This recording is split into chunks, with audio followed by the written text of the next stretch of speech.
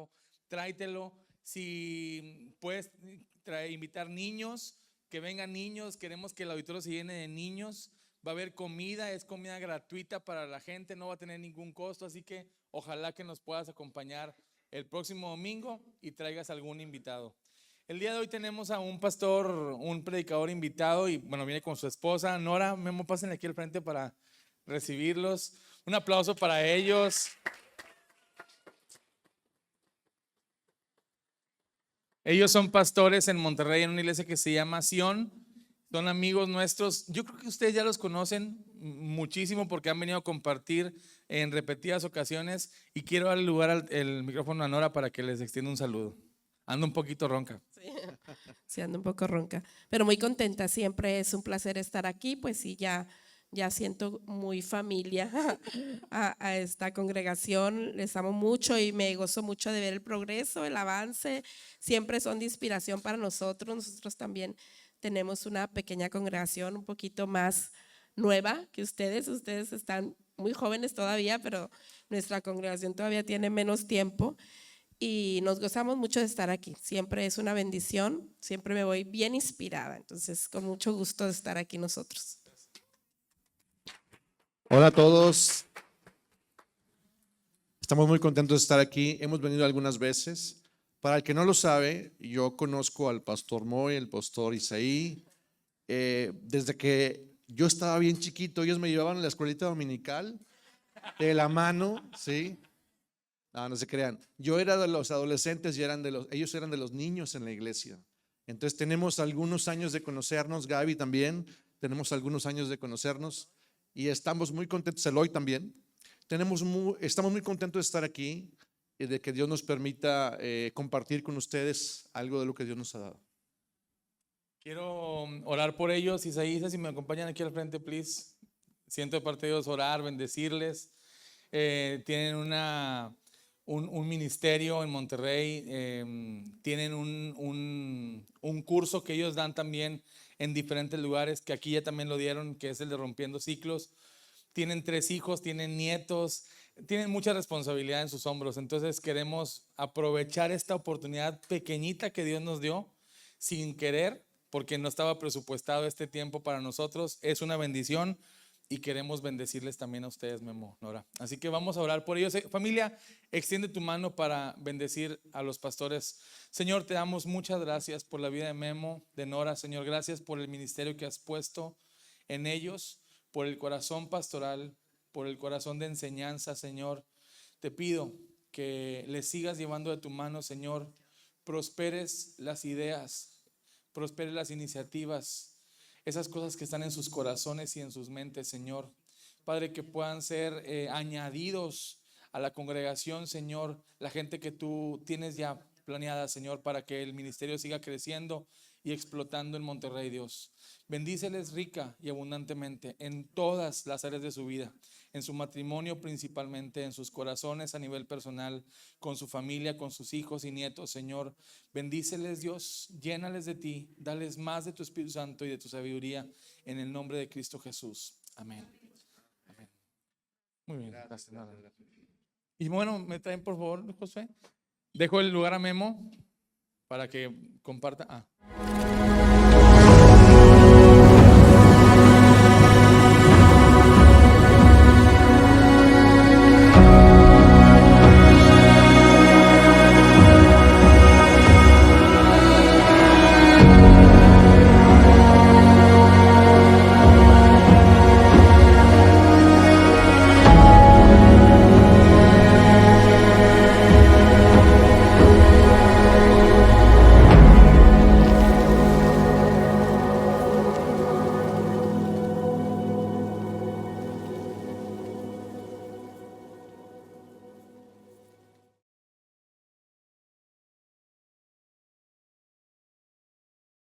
Sí, damos gracias a Dios por la oportunidad de estar en este lugar, por tener la oportunidad de compartir su palabra.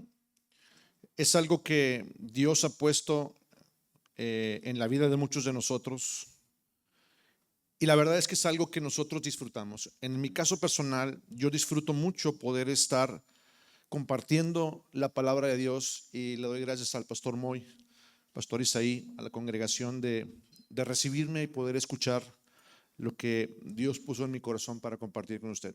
Cierre sus ojos un momento, levante su mano derecha y vamos a decirle: Señor, gracias. Gracias por la oportunidad de estar aquí, de escuchar, de recibir tu palabra.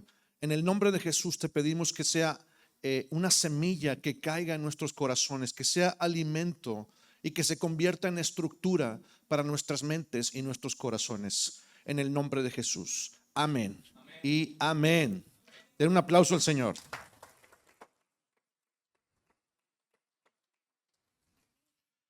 Mi esposa y yo estamos literalmente de vacaciones. ¿Por qué? Porque el lunes pasado, de esta semana que acaba de terminar, Dios nos permitió cumplir 30 años de casados.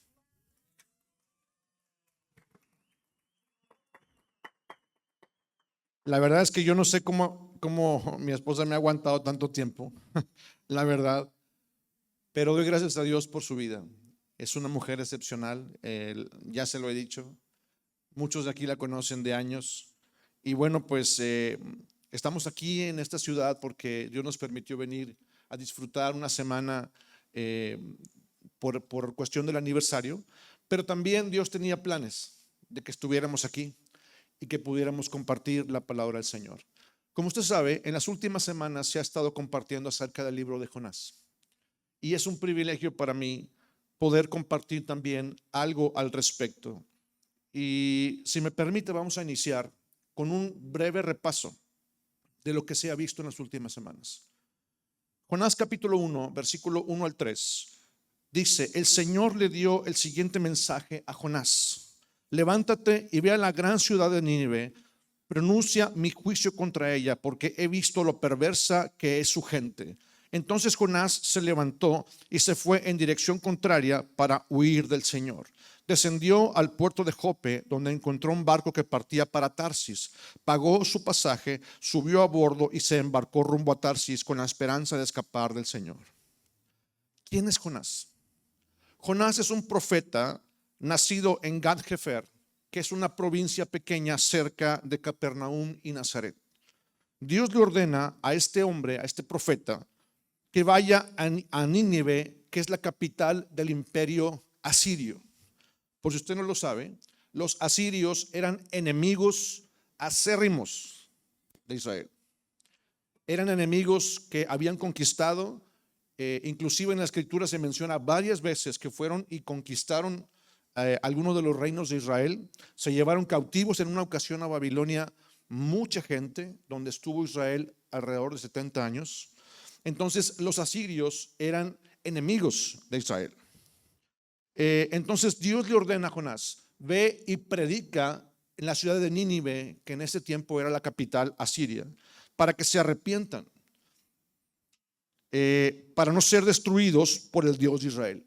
Sin embargo, cuando Jonás recibe ese mensaje, dice que se apresuró a descender a Jope, que era un puerto marítimo. Tal vez usted recuerde este lugar porque años más tarde, siglos más tarde, es el mismo lugar donde el apóstol Pedro está en casa de Simón el curtidor y él recibe un éxtasis. Sube al techo mientras que le preparan de comer y él recibe un éxtasis donde Dios le dice: no llames inmundo lo que Dios ha limpiado. ¿Se acuerdan? Ese mismo puerto, pero siglos antes, Jonás se apresura para llegar a ese lugar y embarcarse hacia la ciudad de Tarsis. ¿Dónde será eso? ¿Quién sabe? No se crea. Tarsis es un puerto marítimo en España, lo que ahora es España. Entonces, ese lugar está a 3,400 kilómetros del puerto de Jope. Iba a tardar fácilmente, 8, 9, 10 meses tal vez en llegar hasta allá en barco. Pero en algún punto, entre Jope y Tarsis, en el mar grande, que se le llamaba así de esa manera antes, lo que ahora es el mar Mediterráneo, en algún punto, ¿sí?, Dios permitió que se desatara una tormenta. La tormenta se desata, el barco está hundiéndose, usted conoce la historia. los marineros de ese barco dicen: vamos a orar a todo el Dios de cada uno, a ver cuál es el problema, por qué está pasando esto, por qué nos vamos a morir, queremos saber si hay esperanza de salvarnos. Entonces le piden a Jonás que también ore a su Dios, y debido a la situación de gravedad, él se sincera con ellos y él les dice: ¿saben qué es mi culpa? Yo tengo la culpa, porque Dios me mandó a predicar a Nínive y yo me apresuré a huir del llamado de Dios. Entonces, si quieren que todo esto pase, tienen que tomarme a mí y aventarme al agua, o sea, echarme al mar. Entonces ellos no querían hacer esto. Estuvieron tratando de poner la nave a salvo. Empezaron a tirar muchas de las cosas de la nave para aligerarla, para poder sobrevivir. Y cuando se dieron cuenta que esto no iba a ser posible, le dijeron: pues perdónanos por lo que vamos a hacer, pero la verdad es que también nos queremos salvar, y como tú mismo dices, te vamos a echar al mar. Y lo echaron al mar. ¿Qué fue lo que pasó? En algún punto en el mar Mediterráneo, Dios ordena a un gran pez que trague a Jonás. Y mucho se ha especulado acerca de esto. No puede haber sido un animal que no respirara aire como una ballena, para que él pudiera haber estado 3 días y 3 noches dentro del pez y poder respirar. Entonces, según algunos eruditos, el único animal que tiene la capacidad por su tamaño de tragar una persona entera es un cachalote. Entonces, muy seguramente, este fue el animal que pudo tragar a Jonás y que pudo mantenerse dentro del pez respirando durante 3 días y 3 noches. ¿Qué fue lo que sucedió? Dentro del pez, él se da cuenta que no tiene escape, no hay manera de escapar de esa situación.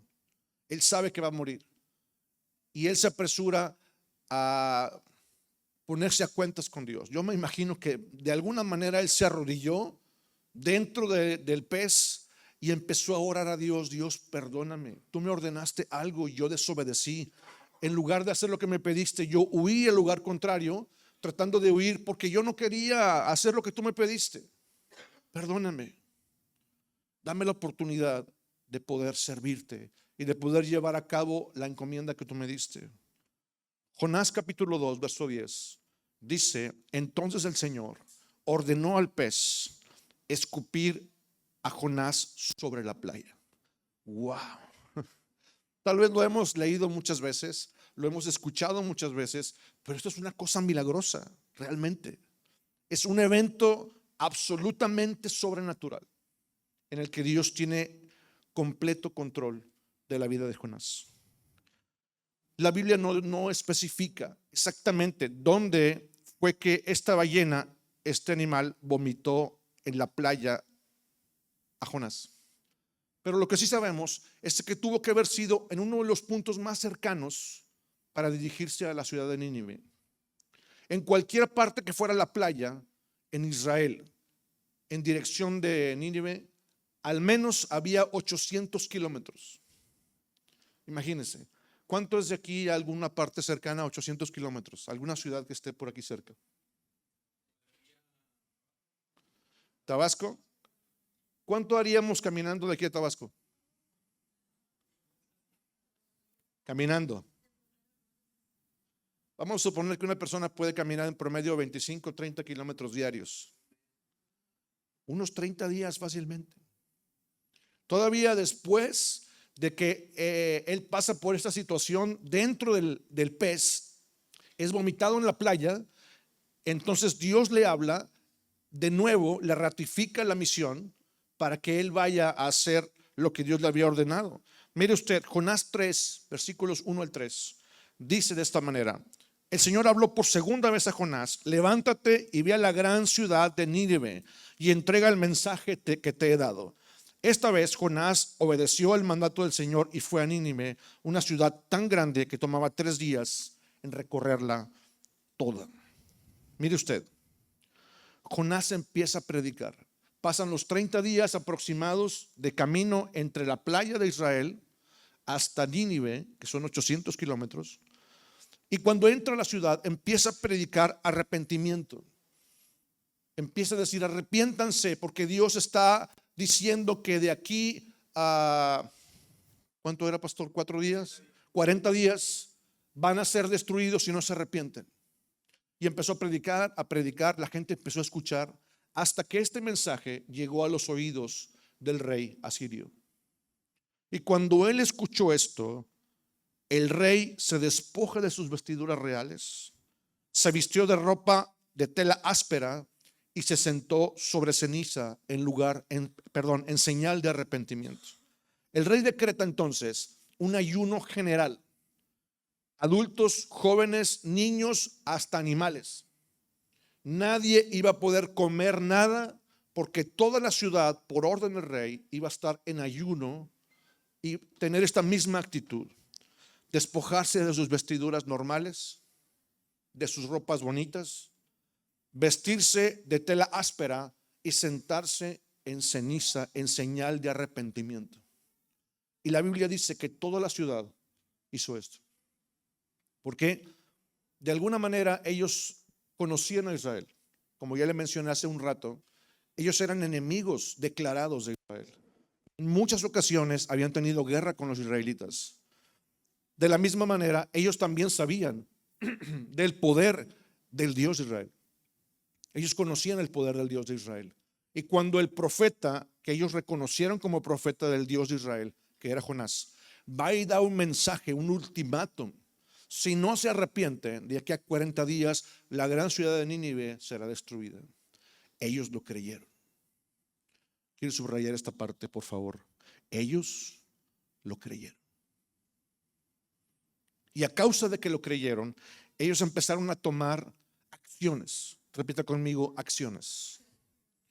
Ellos empezaron a tomar acciones para arrepentirse, para volverse de sus malos caminos, para que Dios no los tuviera que destruir. ¿Y qué fue lo que sucedió?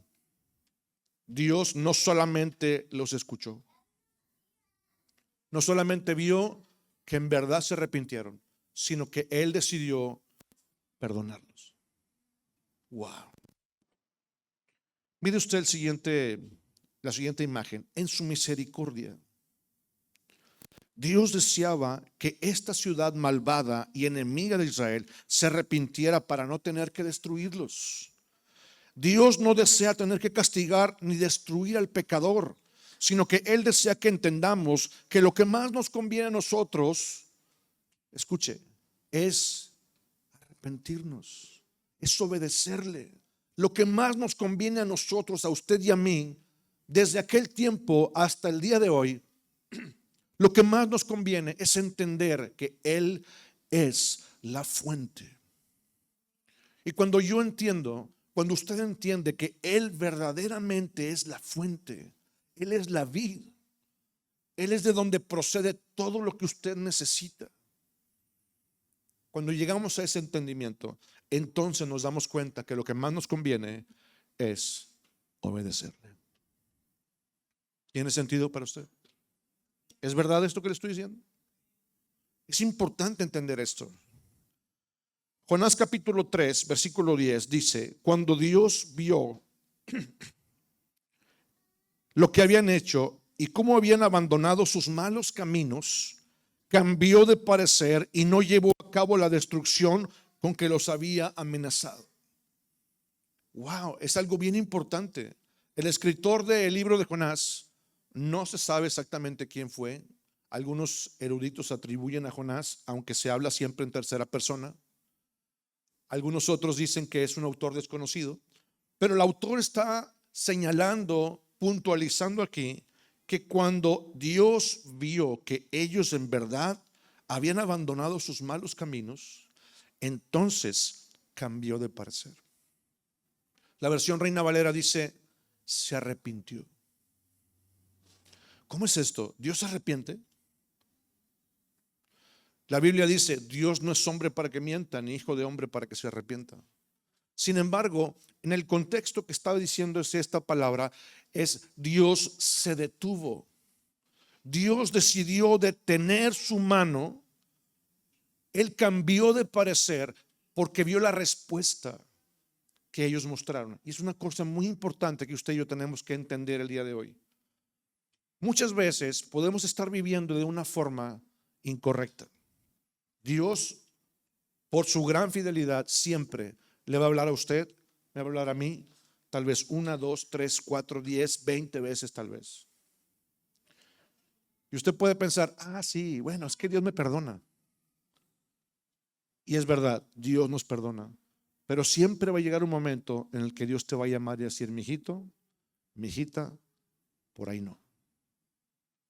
Y algunas ocasiones Dios permite situaciones en nuestras vidas para hacernos entender que el camino que estamos llevando no es correcto. Pero aún ahí, escuche, aún en esos momentos, cuando usted parece estar pasando por una tempestad y usted trata de aligerar su vida, trata de hacer cambios en su vida, tratando de sobrevivir en medio de esa tempestad. Pero quiero decirle que si usted o yo, en medio de la tempestad, hacemos exactamente esto, y Dios ve que hemos abandonado nuestros malos caminos, tenga por seguro, porque está escrito en la palabra, que Él va a cambiar de parecer. Y en lugar de que usted siga pasando por esto, tarde o temprano Dios le va a llevar a un tiempo de refrigerio, a un tiempo de paz, a un tiempo de multiplicación. ¿Por qué? Porque Él está dispuesto a cambiar de parecer por amor. Cuando nosotros entendemos en verdad que lo que más nos conviene es obedecerle. ¿Estamos claros? ¿Qué fue lo que sucedió? Cuando Dios los perdona, cuando Dios se arrepiente o cambia de parecer para no destruirlos, Jonás hace un berrinche de aquellos. Hace un berrinche increíble. Se enoja muchísimo a causa de que Dios había perdonado a los habitantes de Nínive. Además de que ellos eran enemigos declarados de Israel, como ya le dije, eran hombres sumamente crueles. Cuando ellos conquistaban una ciudad, hacían burla de las personas que habían conquistado. No solamente los mataban, sino que hacían cosas horribles con ellos para burlarse y para demostrar su señorío. Antes de matarlos, los torturaban mucho. Entonces, yo le aseguro a usted que Jonás no quería que Nínive se salvara. Al contrario, él quería que murieran. Quería que fueran castigados por todas las veces que llevaron cautivo a Israel, por todas las veces que vinieron a tener guerra con Israel y por todas las veces que mucha gente tuvo que morir en esas guerras. Jonás no quería obedecer la palabra del Señor. Ya supimos todo lo que pasó. Sin embargo, cuando Jonás entra en la ciudad, predica, el pueblo se arrepiente, Dios los perdona y Dios cambia de parecer. Él se enoja muchísimo porque él ya sabía que esto iba a pasar. Él no quería que fueran perdonados, como yo le estoy diciendo. Él quería que fueran destruidos. Mire usted lo que dice la escritura. Jonás capítulo 4, verso 1 al 3. Dice, este cambio de planes molestó mucho a Jonás y se enfureció. Entonces le reclamó al Señor: Señor, ¿no te dije antes de salir de casa que tú harías precisamente esto? Por eso huí a Tarsis. Sabía que tú eres un Dios misericordioso y compasivo, lento para enojarte y lleno de amor inagotable. Estás dispuesto a perdonar y no destruir a la gente.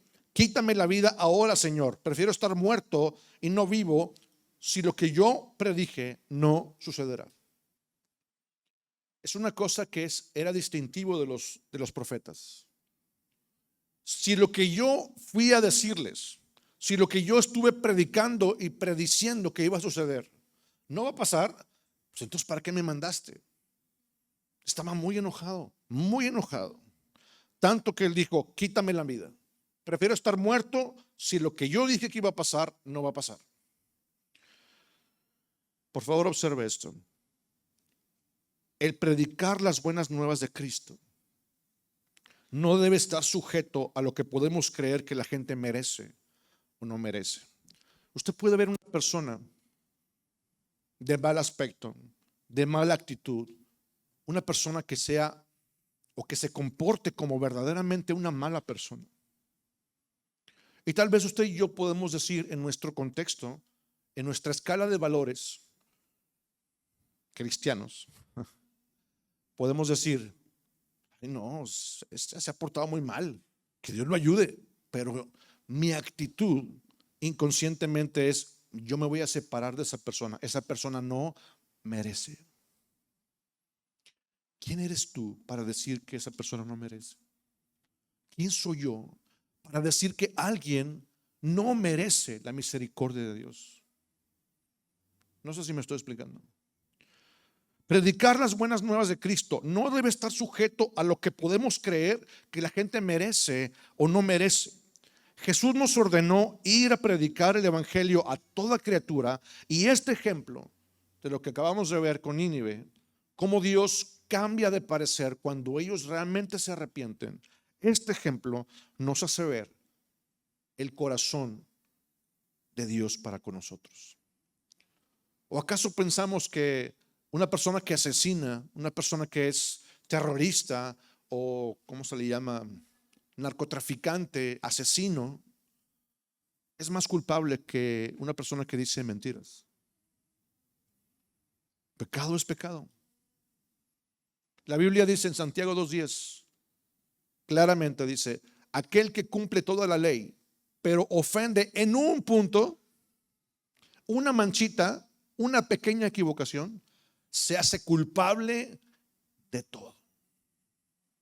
En otras palabras, delante de Dios, pecado es pecado. Nosotros no podemos condicionar servir a Dios, ni mucho menos pensar que podemos decidir quién es digno de recibir este mensaje y quién no es digno de recibirlo. Espero estar explicándome con claridad. Este pasaje de Jonás nos hace saber que Dios estaba dispuesto a perdonar a los asirios cuando ellos habían matado a miles de judíos en las guerras que habían tenido, cuando tuvieron 70 años cautivos al pueblo de Israel. Cualquier israelita pensaría, cualquier judío pensaría, ellos merecen ser exterminados, justo como pasaba con Jonás. Pero gracias a Dios que el corazón de Dios no es como el de nosotros. Usted y yo no podemos condicionar el ir a predicar las buenas nuevas del reino a una persona por pensar o por creer que tenemos el derecho de decidir quién es digno y quién no es digno de recibir el mensaje de salvación. A causa de este enojo de Jonás, Dios tiene que tratar con él para hacerle entender cuál era el corazón de Dios. Jonás debía ser tratado por Dios para que él entendiera cuál era el corazón por el cual Dios le pedía hacer lo que le pidió hacer, predicando el arrepentimiento en Nínive. Por favor, observe esto. Jonás capítulo 4, versos 4 al 8, dice, el Señor le respondió, ¿te parece bien enojarte por esto? Entonces Jonás se fue al oriente de la ciudad e hizo una enramada. Luego se sentó bajo la sombra de la enramada mientras esperaba a ver lo que acontecería en la ciudad. Ahora bien, el Señor Dios proveyó una planta frondosa que creciera ahí, y pronto extendió sus anchas hojas sobre la cabeza de Jonás y le protegió del sol. Esto le trajo alivio y Jonás estuvo muy agradecido por la planta. Pero Dios también proveyó un gusano. Al amanecer del día siguiente, el gusano se comió el tallo de la planta, de modo que se marchitó. Así que cuando el sol se intensificó, Dios proveyó un viento abrasador del oriente para que soplara sobre Jonás. El sol pegó sobre su cabeza hasta que se sintió tan débil que deseaba morirse y exclamó, es mejor morir que vivir así. Por favor, observe una cosa. En este párrafo se mencionan varias veces la palabra Dios proveyó. Observe. Dios proveyó una calabacera. La versión Reina Valera dice una calabacera. Esta versión, Nueva Traducción Viviente, dice una planta frondosa. Dios proveyó esa planta frondosa para que creciera milagrosamente en el transcurso de un rato para proteger del sol a Jonás. Pero también después Dios proveyó un gusano para que se comiera el tallo y la planta milagrosamente se marchitara en un ratito. Pero además de esto, Dios proveyó un viento. Por favor, observen. Hay algunas personas que predican un evangelio de la prosperidad. Y el evangelio de la prosperidad básicamente lo que tiene que decir es que Dios siempre te va a ayudar, Dios siempre va a hacer cosas buenas para ti, Dios siempre va a procurar que tú estés en la mejor condición que puedas y que te sientas siempre lo mejor que puedas. Esto es peligroso, porque a pesar de que Dios es un Dios bueno, sabiendo todos que Dios es un Dios con un corazón de amor, también Dios provee gusanos que se coman las cosas que te hacen sentir bien. Y Dios también provee un viento que haga que todas las cosas de las cuales tú te sientes orgulloso, de las que te puedes jactar, aquellas que te producen bienestar, que te hacen sentir bien, también Dios puede proveer un viento que se lleve todo eso. ¿Dios es malo por hacer eso? Querida familia, entendamos esto. Dios tenía que tratar con el corazón de Jonás. Y Dios quería que él pudiera entender que lo que él estaba haciendo, la forma en que estaba juzgando, la forma en que él quería que el pueblo asirio fuera destruido para desquitarse, para sentirse que estaba siendo vengada la sangre de sus hermanos judíos, no necesariamente era la actitud correcta. Y por esa razón Dios le provee la calabacera, él se siente a gusto, le da gracias a Dios porque ahora lo cubre del sol. Después, cuando esta planta frondosa, el gusano se la come, se marchita, le da el sol muy fuerte, empieza a sentirse mal. Después el viento se lleva todo lo que quedaba de la planta, de tal manera que queda completamente expuesto delante del sol, tanto que él dice: estoy tan débil que es mejor morirme. ¿Qué es lo que Dios quería enseñarle a Jonás? Por favor, hágase usted mismo esta pregunta. ¿Qué es lo que Dios quería enseñarle a Jonás de una manera concreta? Con este ejemplo de la calabacera, Dios deseaba hacer que Jonás pudiera ver a través de sus ojos, a través de los ojos de Dios, o como él veía las cosas, lo valiosas que son todas las personas, los seres humanos delante de él. Nadie es más uno que otro. O no porque tienes dinero y la otra persona no tiene, tú vales más. O porque tienes más o menos educación, porque tuviste una mejor familia, una estructura familiar sólida, eres más que una persona que fue huérfano, etcétera. O que ha tomado malas decisiones. Hay personas que han tomado malas decisiones en su vida por la razón que sea. Y tal vez usted puede ver a estas personas y decir: caray, qué tristeza, qué mala onda.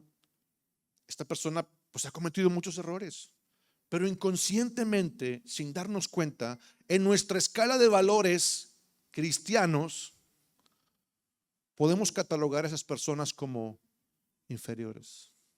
No hay inferiores, familia. No existen inferiores. Tanto que Dios estaba dispuesto a salvar a los asirios. Wow. Dios quería que Jonás se diera cuenta que la escala de valores que él tenía no era la correcta, sino que él necesitaba ver a través de los ojos de Dios para entender su corazón. Mire usted, uno de los rasgos más importantes del carácter de Dios es su gran misericordia. Repita conmigo: misericordia. Esto es algo bien interesante. Los judíos tienen un nombre para esta parte del carácter de Dios, para describir el carácter de Dios, y esa palabra es Gesed. Repita conmigo: Gesed. ¿Usted sabe lo que es esto? Gesed es una palabra que utilizan los judíos para expresar algo, una parte muy importante del carácter de Dios. Y esa palabra Gesed no tiene traducción literal a ningún idioma. Es tan amplio el significado de la palabra Gesed que no hay una traducción completa en ningún idioma que pudiera describir todo lo que en hebreo representa la palabra Gesed para ellos. Si pudiéramos sintetizarlo, hacerlo de la manera más concreta posible, traducido al español, la palabra Gesed significa un amor inagotablemente fiel.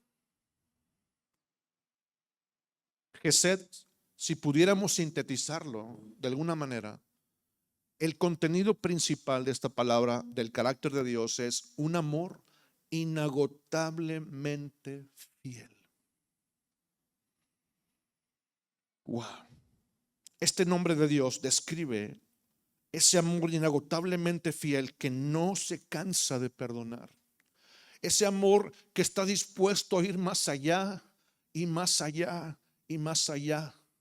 Ese mismo amor que Jesús describe, que cuando las 100 ovejas que están al mando del pastor, una de ellas se va y se pierde, el pastor está dispuesto a dejar guardadas, protegidas a las 99 para ir a rescatar a la oveja que está ya perdida. Ese es el amor Gesed que Dios tiene. Y Dios quería que Jonás entendiera que ese amor era suficiente para poder redimir, para poder salvar y perdonar aún a los enemigos de Israel. Wow. Jonás capítulo 4 versos 9 al 11 dice: entonces Dios dijo a Jonás: ¿te parece bien enojarte porque la planta murió? Sí, replicó Jonás, estoy tan enojado que quisiera morirme. La versión Reina Valera dice: estoy enojado hasta la muerte. Imagínense. Entonces el Señor le respondió: sientes lástima por una planta, aunque tú no hiciste nada para que creciera. Creció rápido y murió rápido. Pero Nínive tiene más de 120,000 habitantes que viven en oscuridad espiritual, sin mencionar todos los animales. ¿No debería yo sentir lástima? La versión Reina Valera dice: misericordia. ¿No debería yo sentir misericordia por esta gran ciudad? Y ahí Dios le enseña que su óptica está equivocada. Wow. Mire usted, quiero terminar con esto. Si no podemos ver a las personas con el mismo amor con el que Dios los ve, entonces necesitamos que su Espíritu Santo cambie nuestro corazón. Voy a repetir. Si no podemos ver a las personas con el mismo amor con el que Dios los ve, entonces usted y yo necesitamos que Dios cambie nuestro corazón. Pablo nos dice que nadie conocemos ahora según la carne. Usted puede encontrar esto en 2 Corintios capítulo 5 versículo 16. A nadie conocemos ahora según la carne. Es decir, a nadie conocemos ahora por las cosas que han hecho o las cosas que han dejado de hacer. Ahora nosotros debemos verlos a todas las personas a través de la obra de la cruz, a través del sacrificio de Cristo. Ahora usted y yo necesitamos aprender que ese amor incondicional, ese amor Gesed, un amor inagotablemente fiel, ese es el amor que nosotros tenemos que recibir de parte de Dios en alguna medida para poder ir por esas personas que están perdidas y que no tienen esperanza como usted la tiene ahora.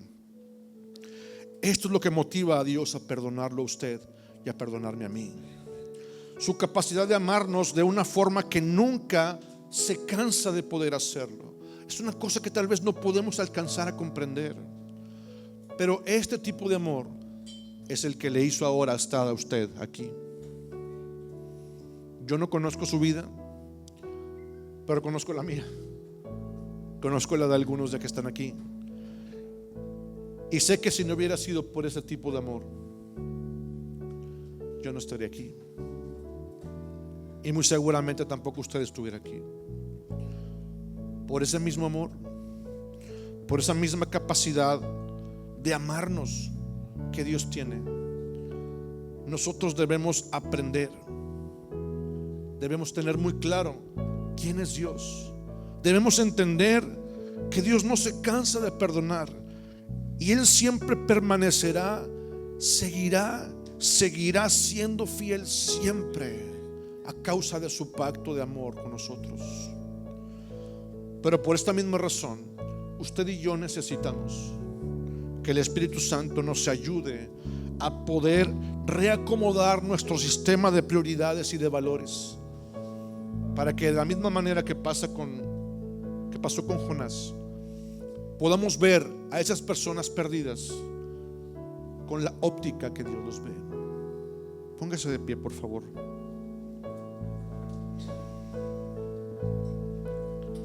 Es importante entender que para Dios lo más importante es usted, soy yo. Para Dios lo más importante no son los títulos, ni el dinero, ni las posesiones, ni los niveles de autoridad. Eso no importa. Para Dios lo más importante es el alma de las personas. Y esta enseñanza que termina hoy de Jonás debe terminar con un llamado. Usted y yo no podemos permitirnos tener la óptica de Jonás. Jonás quería que los enemigos de Israel fueran destruidos. Y tal vez usted tiene un compañero de trabajo, tal vez hasta un familiar, su esposo, su esposa, su papá, su mamá, alguien cercano, que usted verdaderamente quisiera decirle: Señor, si no te lo llevas, te lo mando. Sí. Pero nosotros necesitamos que este tipo de amor venga y nos inunde ahora a nosotros. ¿Para qué? Para que usted y yo podamos entender lo valioso que es el corazón de esa persona que está actuando mal. Lo valioso para Dios que es ese corazón que tal vez se ha equivocado mucho, que ha tomado malas decisiones y que no ha sabido cómo salir de esa vida que tiene. Dios ve a esa persona y Dios enternece su corazón por él, por ella. Y si yo no estoy entendiendo que yo necesito ir por esa persona, es porque mi escala de valores está equivocada. Gracias. Es porque mi corazón está contaminado. Es porque yo necesito que Dios me comparta, Dios me inunde de ese tipo de amor que Él tiene.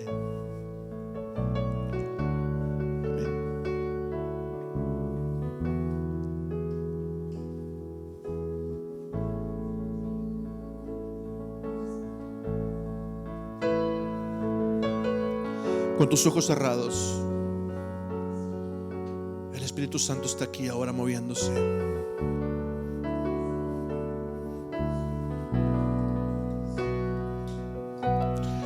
Oh Dios, cambia mi corazón. Ayúdame a ver a las personas como tú las ves. Ayúdame a entender, Señor, que para ti lo más importante es esas personas perdidas, justo como yo estaba hace años. Y en esa misericordia tú me alcanzaste. Mi vida fue transformada. Pero ahora Dios desea hacer lo mismo con esas otras personas. Dios, ayúdanos a poder entender que nuestro corazón debe cambiar para ser conforme al tuyo. Oh Dios, si tú quieres que Dios te imparta esto hoy, pasa al frente.